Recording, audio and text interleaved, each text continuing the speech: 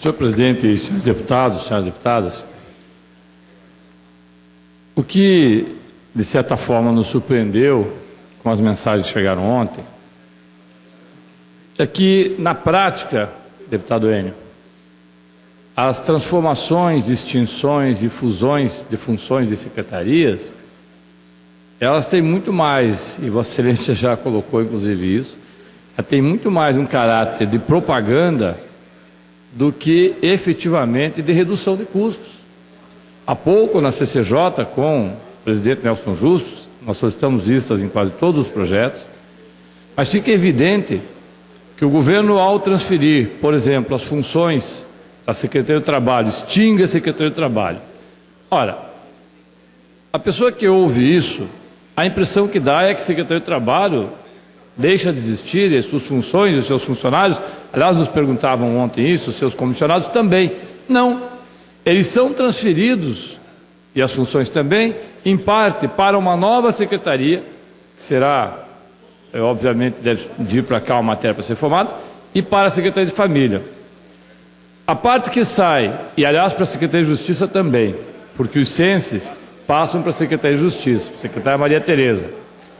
A parte que hoje está ligada à Secretaria de Justiça, do sistema diretamente ligado ao sistema penitenciário, e que, aliás, durante esses 4 anos, teve a transferência das delegacias e cadeias, e também da administração, que já era das penitenciárias, das casas de custódia, para a Secretaria de Justiça, agora passa para a Secretaria de Segurança Pública, que há um contrassenso.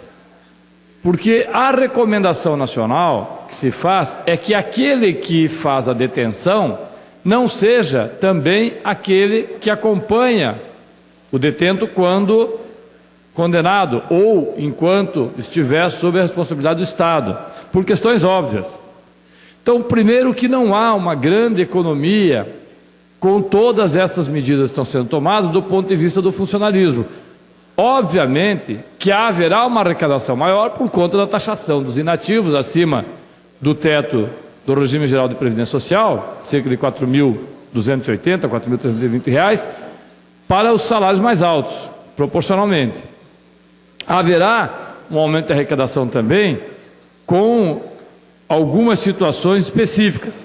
Com a previdência complementar, é muito mais, deputado Scarnavaca, para que nós tenhamos um processo futuro do que presente.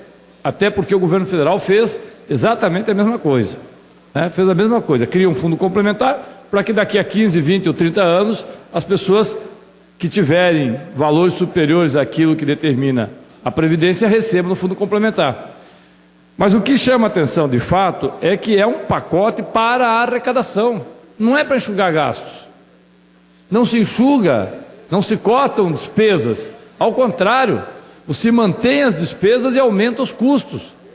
É estranho, deputados, porque o governo, quando manda a mensagem aumentando em 40% o IPVA, muda a alíquota e aumenta em 40% o IPVA, sabe que irá fazer algo que irá desagradar um setor significativo da população, mas o faz menos de um mês depois de ter mandado para cá uma mensagem dando 10% de desconto para os pagamentos antecipados, com um agravante.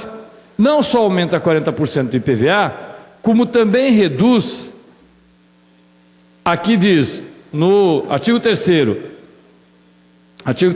parágrafo 2º, no inciso 2º, aliás, os pagamentos do imposto de que trata o inciso 1º poderá ser feito em até 5 parcelas iguais, mensais e consecutivas, com eventuais arredondamentos monetários. O pagamento do imposto poderá ser efetuado com redução de até 3% do imposto devido. Aumenta-se 40% e reduz de 10% para 3% o desconto. Então está aumentando 2 vezes. Uma porque o desconto vai ser praticamente irrisório, é um desconto menor, inclusive, do que é previsto na perspectiva inflacionária do ano, e outro porque faz 40% de aumento.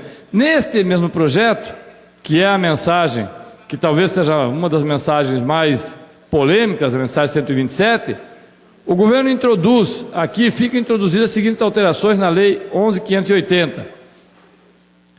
Introduz no item 11, aliás, no item F, óleo diesel, produtos agrícolas, mantém, e lá na frente fica acrescentada a linha D, o inciso 5º do artigo 14, gasolina exceto aviação, aumento de 1% na alíquota da gasolina. Vai aumentar a gasolina no Paraná mais do que nos outros estados. Quanto significa isso? Não tem impacto. Não diz qual é a previsão da arrecadação de receitas. Permite uma parte, nobre deputado. Na sequência, deputado. Não diz qual é a previsão do aumento da receita, simplesmente está aumentando. Talvez nem o governo saiba exatamente quanto que ele quer arrecadar, porque ele não sabe qual é a sua dívida. O maior problema do governo hoje é que com o IPVA, ele irá fazer um aumento do IPVA, em princípio, que nós estimamos, passa o IPVA, a arrecadação para o Estado, de 940 milhões, que foi em 2013, 14, para 1 bilhão 591 milhões.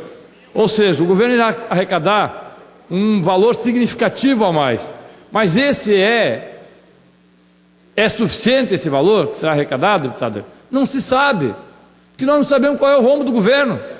O governo até 40 dias atrás dizia que as suas finanças estavam com alguma dificuldade, mas estavam sanadas. A gente sabe que não estavam. Mas o governo nunca admitiu, até porque estava no processo eleitoral. Agora diz que precisa de mais 500 milhões. E, além disso, precisa de mais um empréstimo de 300 milhões de dólares, está solicitando 300 milhões de dólares a mais, precisa fazer uma série de correções, mas que na prática não enxuga nada. Rapidamente, se pegarmos o projeto, a mensagem 141, 81 cargos que estão na Secretaria hoje, na Secretaria de Trabalho, Emprego e Economia Solidária, são transferidos para as outras secretarias. Então, extingue por quê?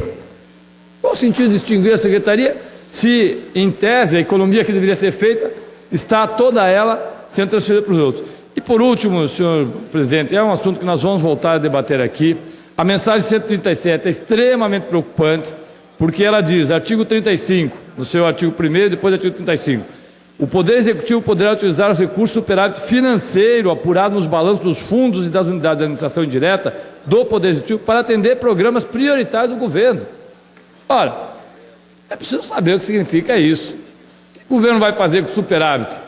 Vai fazer aquilo que determina a lei ou vai fazer o que está se determinando por aqui? E uma última preocupação, que não é do Poder Executivo, mas que é do Poder Judiciário. Nós vamos ter, pelas propostas do Poder Judiciário, 2 aumentos, 6,8% nas custas e 25% na transferência daquilo que for arrecadado pelos cartórios para o FUNREJUS.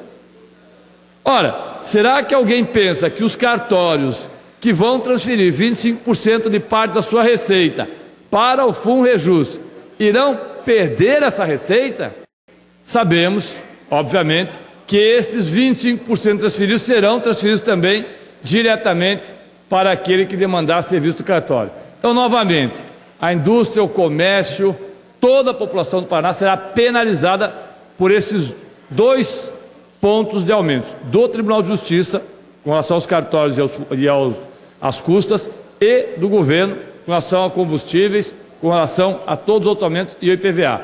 Quem sobreviver verá que o governador, na prática, fez todo um discurso da campanha eleitoral e agora uma prática que não tem absolutamente nada a ver com aquilo que propunha enquanto candidato. Obrigado, senhor presidente e senhores deputados.